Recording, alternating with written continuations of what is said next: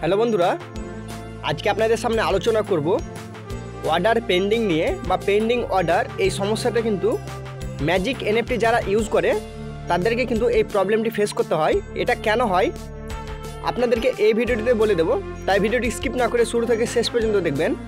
তো বন্ধুরা, আপনি যখন রিজার্ভেশন করেন তখনই কিন্তু এই ধরনের সমস্যাটি হয়। আপনাকে আমি রিজার্ভেশন করে এবং এই প্রবলেমটি কেন হয় সেটা আমি বলে দিচ্ছি। তো তার জন্য প্রথমে আমি রিজার্ভেশনটি কমপ্লিট করব। তার জন্য আমি সাবমিটে ক্লিক করে নিয়েছি। সাবমিটে ক্লিক করে আপনারা দেখতে পাচ্ছেন আমার কিন্তু রিজার্ভেশন এটা হচ্ছে। তো ফাইনালি বন্ধুরা দেখতে পাচ্ছেন আমার কিন্তু এটা সাকসেসফুল হয়ে গেছে বা অর্ডার এটা অন হয়ে গেছে। আমি এখানে কালেকশানে ক্লিক করব। কালেকশানে ক্লিক করার পর এখানে সেল লেখা আছে, এই সেলে একবার ক্লিক করব। তারপর জাস্ট আবারও সেলে ক্লিক করব। তো এখানে দেখতে পাচ্ছেন সেল সাকসেসফুল।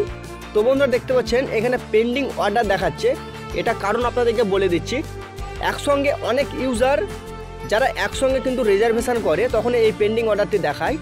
এটা কোনো প্রবলেম নয়, এটা 5 মিনিট 10 মিনিট এবং খুব যত আপনাদের 15 মিনিটের মধ্যে কিন্তু এই প্রবলেমটি ঠিক হয়ে যাবে।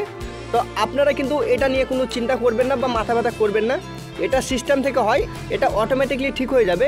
এবং আমি মায়ে ক্লিক করলে আপনারা দেখতে পাচ্ছেন আমার কিন্তু টোটাল যে ইউএসডিটি সেখানে কিন্তু পুরোটা মাইনাস হয়ে গেছে, শুধু $1.3 দেখাচ্ছে। তা এখানে কিন্তু কিছুক্ষণ পর যখন এখানে সাকসেসফুল হবে তখন কিন্তু আপনার টোটাল রিজার্ভেশন সহ আপনার যে ইউএসডিটিগুলো আছে তখনই কিন্তু আপনার মেন ওয়ালেটে শো হবে।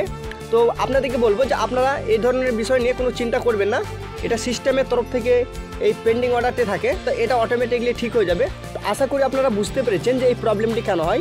ভিডিওটি যদি ভালো লেগে থাকে অবশ্যই একটি লাইক এবং কমেন্ট করে জানাবেন। আর এই ধরনের যদি নতুন নতুন আপডেট পেতে চান অবশ্যই চ্যানেলটিকে সাবস্ক্রাইব করে পাশে থাকা বেল আইকনটিকে টিপে রাখবেন। ধন্যবাদ।